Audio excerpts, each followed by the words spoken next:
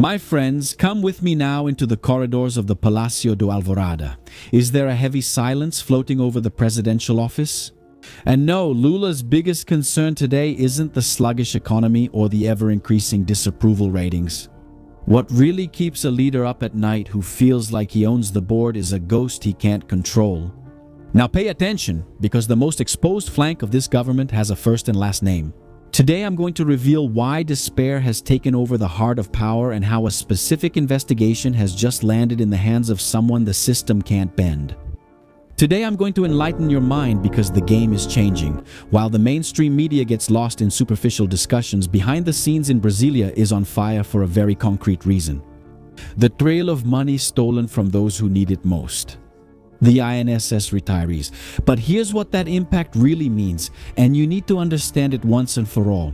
This case did not take the usual route of being buried away in locked drawers. It went up to the Supreme Court, but its destination was Andre Mendoza's office.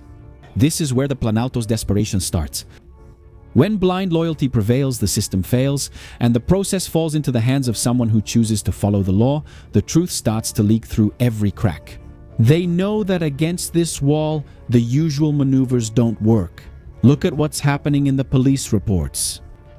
The evidence and the cooperating witness statements are converging on a single, extremely sensitive point: the alleged monthly payment that the president's son, Lulinha, was receiving. Think about it with me.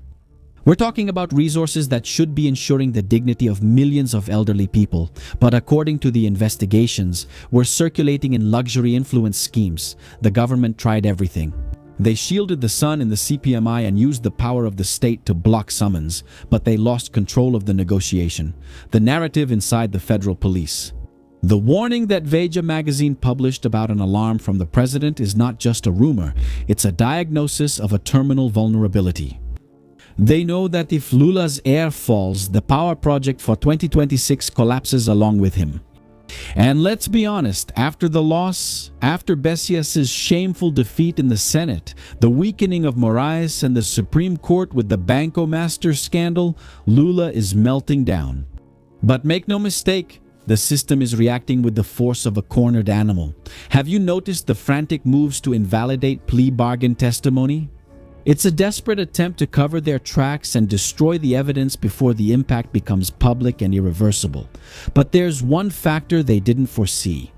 The horizon is getting dark on several fronts at the same time.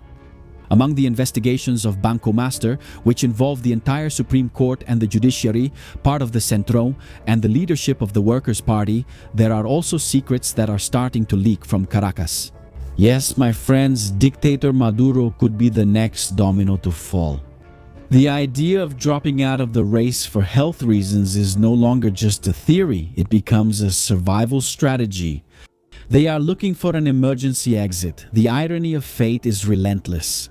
While the system tried to use all its weight to destroy a family, opponents, and adversaries, what we see today is the opposite. One side is desperately fighting not to see their own son behind bars for common crimes, while on the other side the leadership is renewed and gains strength. This is an established fact. The lesson here is clear. Human justice may be slow and full of twists and turns, but the truth carries a weight that no office, no matter how powerful, can bear for long. And to continue protecting your mind from the system's attacks every day, I want to invite you to check out my censorship-free platform. There we dissect the facts even further with information that I can't talk about here, can't mention names, can't give addresses, nothing. You know how it works. But I created a safe space where we can speak looking truth in the eye without fear of being censored and driven out of politics. We need to be here to reach you, but over there, I share more details about everything that's happening, not just in Brazil, but around the world. Link in the description via the QR code. Point your phone and come check out our platform, Stepping Out of the Bubble. Yes, my friends.